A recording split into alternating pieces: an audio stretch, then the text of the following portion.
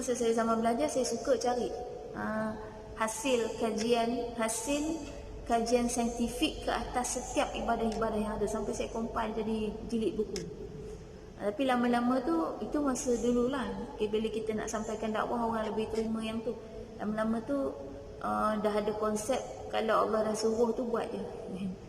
Tak payah cari dah apa hikmah-hikmah dia. Dan maknanya ilmu tu basicnya dah ada. Dah lah, sehari ni saya dah tak carilah.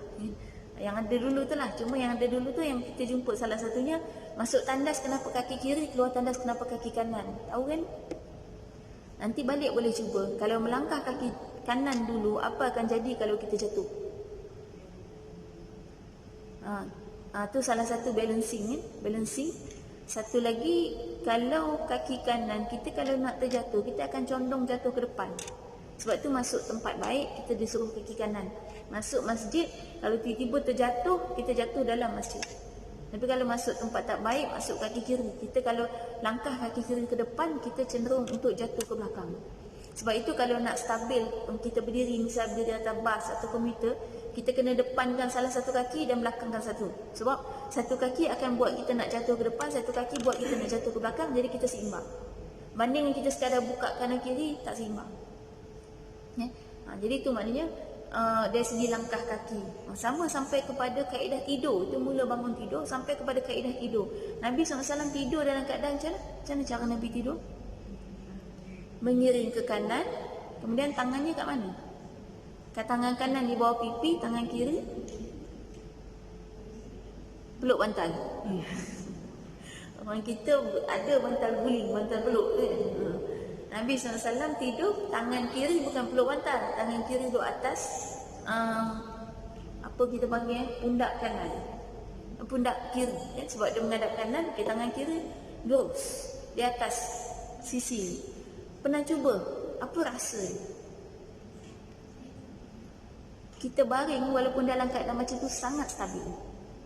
Dan sebenarnya bila kita baring keadaan macam tu, kita baring di atas center badan kita, yang menyebabkan apa pun yang terjadi, kita tidak mudah untuk diserang oleh musuh. Kita siap siaga walaupun dalam keadaan tidur. Dan keadaan kita sangat stabil, menyebabkan kalau tiba-tiba ada puting beliung tolak kot belakang ke kot depan ke, kita lebih tetap tegak gitu. Dalam masa yang sama, kalau soal jantung tu, ialah kalau jantung kita, bila kita miring kanan, jantung kita sebelah kiri, dan dia lebih baik untuk pernafasan. Itu secara saintifik. Jadi ada banyak benda yang Nabi SAW lakukan, sampai kepada cara Nabi berjalan. Kalau kita berjalan betul dengan kaedah Nabi SAW berjalan, maka kita akan terhindar daripada sakit lutut. Antara punca sakit lutut adalah salah cara berjalan. Dan kalau kita perhatikan, majoriti orang jalan memang salah, tak ikut cara Nabi. Itu khusus lain lah.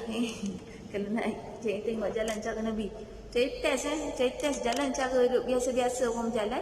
Dengan sekali tu saya travel, baru ni pergi Pekalongan Indonesia. Selama 5 hari tu saya test. Masa tu saya bawa orang, jadi saya memang lari sana lari sini lah, panjat gunung, panjat bukit, lompat sana lompat sini, kena cekap kan. Dan saya gunakan kaedah jalan Nabi, sama sekali tak sakit lutut. Sebelum tu kalau berjalan banyak memang sakit. Lutut tu rasa macam ada sesuatu. Tapi kali ni lain. Maknanya apa? Dengan hanya kaedah Nabi berjalan saja tu dah baik untuk fizikal kita. Jadi kena ada keyakinan di dalam diri kita. Jadi tak perlu cari bukti, asalkan Allah kata ini bahaya, Allah kata ini haram, maka itu bahaya untuk kita. Kita terus tolak dia ke tepi. Sekalipun ulama keluarkan fatwa, kita kena tahu fatwa yang ulama keluarkan bukan dia tidur-tidur, bangun tidur keluar fatwa, tak. Nak keluar satu fatwa bukan senang. Misal fatwa berkaitan dengan medical, kan? Dia kena meeting dengan doktor pakar. Jadi maknanya sebenarnya fatwa ulama itu memudahkan kita, dan hukum apa yang Allah dan Rasul bagi itu memudahkan kita. Tak perlu kita mengkaji satu persatu, tapi Islam dah bagi kemudahan kepada kita. Cuma istilahnya itu hukum gitu. Itu yang kita kadang-kadang bila istilah hukum hakam, kita jadi berat nak buat. Cuba kalau istilah dia guna medical, do and don'ts, kan? Itu sesuatu yang baik dan yang tak baik untuk dilakukan, itu mungkin orang nak. Ataupun petua-petua tua, kan? Petua-petua, kan, untuk tidak tua, kan? Itu mungkin kita nak, kan? Tapi sebenarnya apa yang Allah bagi, apa yang Rasul bagi, itu yang terbaik, kan? Kalau ikutkan contoh Nabi SAW tidur selepas isyak. Sebaik saja lepas isyak Nabi SAW tidur. Itu petua awet muda. Tapi bila kata sunnah Nabi tidur lepas isyak, sunat je kan. Tapi kalau kata petua awet muda, kena pula yang bagi petua tu makcik umur 70-an tapi muka 30-an. Kan? Lagi kita dengar cakap.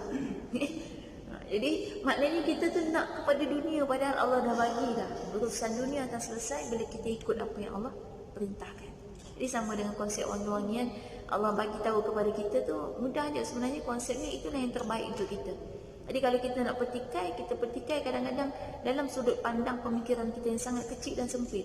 Sebagai seorang manusia, individu yang hidup kat dunia ni, yang kita tidak berfikir tentang kehidupan manusia daripada zaman Nabi Adam sampai kiamat, kita juga tak mampu berfikir tentang kehidupan makhluk daripada start manusia, haiwan, tumbuhan sampai kepada semua makhluk di bumi dan di langit. Kita tak seluas itu fikiran kita. Sebab tu kita boleh petikai. Jadi hari ni kita korek